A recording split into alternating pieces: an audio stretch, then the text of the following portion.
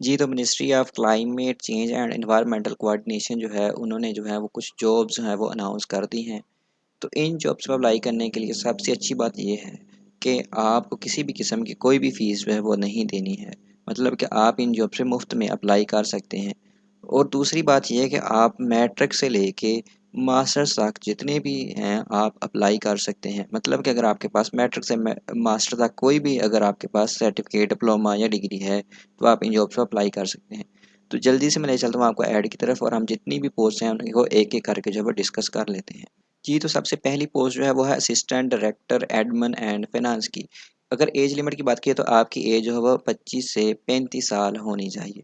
Number of post की बात की तो नंबर ऑफ पोस्ट हैं 1 और इसके लिए अगर रिक्वायर्ड क्वालिफिकेशन और एक्सपीरियंस की बात की जाए तो आपका जो है वो कम से कम जो है वो सेकंड डिवीजन के साथ एमएससी होनी चाहिए। अब एमएससी किस डिसिप्लिन में होनी चाहिए तो आपकी जो डिग्री है एमएससी की वो आपकी public business administration, project management, economics या एमकॉम या इसके रिलेटेड किसी भी डिसिप्लिन के अंदर जो है आपकी एमएससी होनी चाहिए ग्रेड सी या सेकंड डिवीजन के साथ।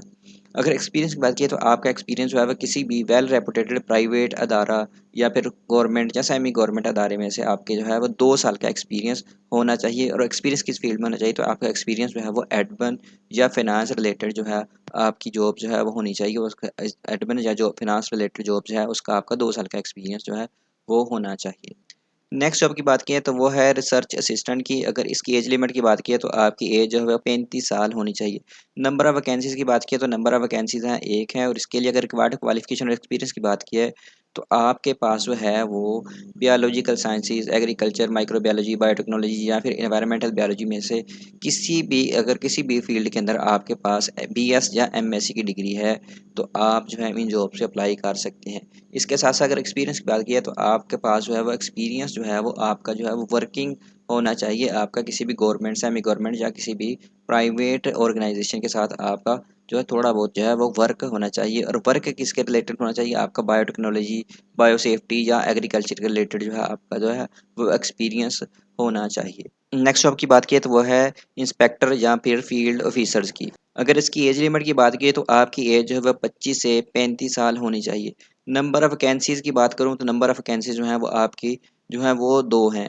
अगर क्वालिफ़िकेशन और एक्सपीरियंस की बात की जाए तो आपके पास अगर माइक्रोबायोलॉजी, बायोकेमिस्ट्री या बायोलॉजिकल साइंसेज़ या एग्रीकल्चर के अंदर जो है आपके पास बीएस की डिग्री सेकंड डिवीज़न के साथ है और इसके साथ-साथ आप लैब टेक्नीक्स के बारे में कुछ जानते हैं और इसके साथ-साथ आपका जो है बायोसेफ्टी, बायोटेक्नोलॉजी, जेनेटिक इंजीनियरिंग के रिलेटेड कोई प्रैक्टिकल नॉलेज है, तो आप इस पोस्ट पे जो है वो अप्लाई कर सकते हैं। नेक्स्ट जॉब की बात की है तो वो है स्टेनो टाइपिस्ट की। अगर इसकी एज लिमिट की बात की है तो आपकी एज जो है वो 18 से 35 साल होनी चाहिए और नंबर ऑफ वैकेंसीज़ की बात की है तो वो है 1 और इसके लिए अगर रिक्वायर्ड क्वालिफ़िकेशन और एक्सपीरियंस की बात की है तो आपके पास जो है सेकंड क्लास या सेकंड डिवीज़न के साथ बीए, बीएससी मतलब कि ग्रेजुएशन की डिग्री सेकंड डिवीज़न के साथ होनी चाहिए और इसके साथ-साथ आपकी जो है वो 80 वर्ड से लेके 40 वर्ड जो है वो शॉर्ट हैंड या टाइपिंग स्पीड होनी चाहिए पर मिनट। इसके साथ-साथ आपका जो है कंप्यूटर का जो है वो नॉलेज होना चाहिए, डाटा एंट्री, अपलोडिंग स्किल्स वगैरह।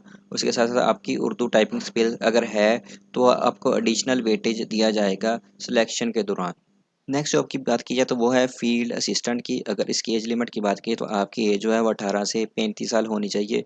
नंबर ऑफ वैकेंसीज़ की बात करूँ तो नंबर ऑफ वैकेंसी है वो है 1 और अगर इसके रिक्वायर्ड क्वालिफ़िकेशन और एक्सपीरियंस की बात की है तो अगर आपके पास environmental sciences, agriculture sciences, microbiology अगर फील्ड असिस्टेंट की पोस्ट के लिए अप्लाई करने के लिए रिक्वायर्ड एक्सपीरियंस और क्वालिफ़िकेशन की बात की है तो अगर आपके पास माइक्रोबायोलॉजी, एग्रीकल्चर, एनवायरमेंटल साइंसेज़ या फिर बायोलॉजिकल साइंसेज में बीएस की डिग्री है और इसके साथ साथ आपका अगर जो है रिसर्च टेक्निक्स के रिलेटेड कुछ नॉलेज है और इसके साथ साथ आप जो है कंप्यूटर के फील्ड जैसे कि डाटा कलेक्शन और इसके रिलेटेड कोई IT skills Excel PowerPoint या वर्ल्ड इस तरह की जो है नॉलेज अगर आप जानते हैं तो आप फील्ड असिस्टेंट की जो पोस्ट है उस पर अप्लाई कर सकते हैं। नेक्स्ट जॉब की बात की है तो वो है ऑफिस बॉय की और इसकी अगर एज लिमिट की बात करें तो आपकी एज जो है वो 18 से 35 साल होनी चाहिए। नंबर ऑफ वैकेंसीज की बात की है तो वो है 1। ऑफिस बॉय की पोस्ट पे अप्लाई करने के लिए एक्सपीरियंस और क्वालिफिकेशन की बात की है तो अगर आप सिंपल मैट्रिक पास हैं तो आप जो है ऑफिस बॉय की जो है वो पोस्ट पे अप्लाई कर सकते हैं। लेकिन अगर आपके पास मैट्रिक के साथ किसी किस्म का कोई एक्सपीरियंस है, वर्क एक्सपीरियंस है या इस तरह की कोई और स्किल्स है ऑफिस बॉय के रिलेटेड तो आपको जो है वो वेटेज दिया जाएगा। अगर आपके पास नहीं भी है तो अब भी आप इस जॉब पे अप्लाई कर सकते हैं। नेक्स्ट जॉब की बात किया तो वो है ड्राइवर की। अगर इसकी एज लिमिट की बात की तो आपकी एज जो है 18 से 35 साल होनी चाहिए। नंबर ऑफ वैकेंसीज की बात की तो नंबर ऑफ वैकेंसीज जो है वो है एक। ड्राइवर की पोस्ट पे अप्लाई करने के लिए अगर रिक्वायर्ड क्वालिफिकेशन एक्सपीरियंस की बात की तो अगर आपके पास मैट्रिक होना चाहिए और इसके साथ साथ आपके पास वैलिड एलटीबी ड्राइविंग लाइसेंस होना चाहिए। और अगर ड्राइवर की पोस्ट पे अप्लाई करना चाहते हो तो आपका एक्सपीरियंस और क्वालिफिकेशन की बात की तो आपके पास जो है मैट्रिक होना चाहिए, उसके साथ साथ आपका वैलिड जो है एलटीबी का ड्राइविंग लाइसेंस हो और इसके साथ साथ आपका जो है 3 साल का एक्सपीरियंस होना चाहिए ड्राइवर के तौर पर। अब हम बात कर लेते हैं कि आप इन जॉब्स पर अप्लाई कैसे कर सकते हैं। तो सबसे पहले जो है अगर आप जो है यही एडवर्टाइजमेंट देखना चाहते हैं तो आप जो है इन्वायरमेंटल प्रोटेक्शन की जो है ऑफिशियल वेबसाइट जो है उस पर आप विज़िट कर सकते हैं और वहाँ से आपको एडवर्टाइजमेंट मिल जाएगी।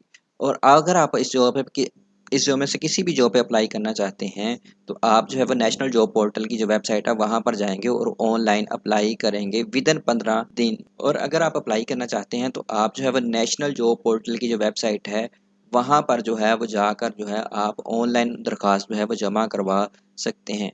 तो जल्दी से मैं ले चलता हूँ आपको नेशनल जॉब पोर्टल के वेबसाइट पे और आपको जो है समझा देता हूँ कि आपने किस तरह से अप्लाई करना है।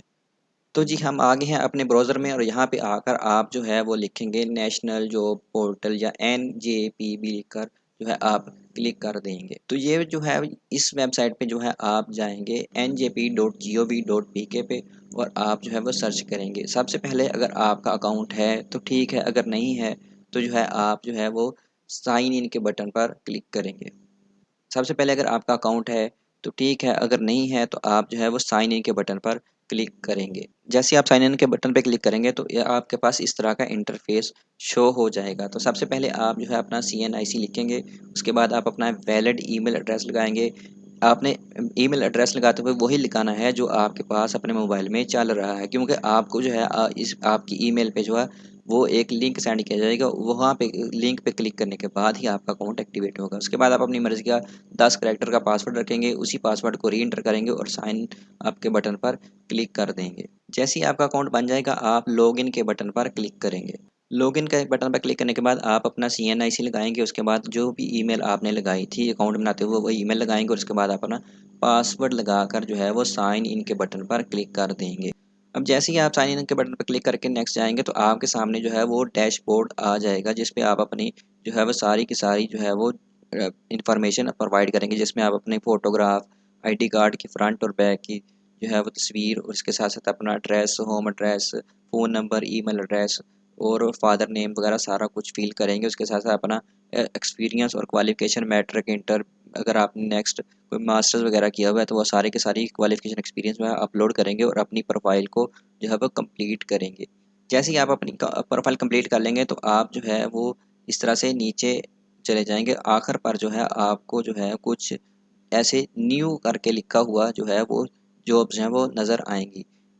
इसमें जैसे आप देखेंगे ये जैसे लिखा हुआ है ministry of climate change and जो है इस पर जो है आप जिस भी पोस्ट पे अप्लाई करना चाहते हैं तो ये प्रोजेक्ट मैनेजमेंट स्पेशलिस्ट है। इसी तरह से आप जो है वो कार्बन मार्केट स्पेशलिस्ट है। इस तरह से जो है आप जिस भी पोस्ट पे अप्लाई करना चाहते हैं आप यहाँ पे अप्लाई नो के बटन पर क्लिक करेंगे और उसके बाद जो है आपको कन्फर्म अप्लाई नो का बटन नज़र आएगा तो आप उस पर अप्लाई कर सकते हैं।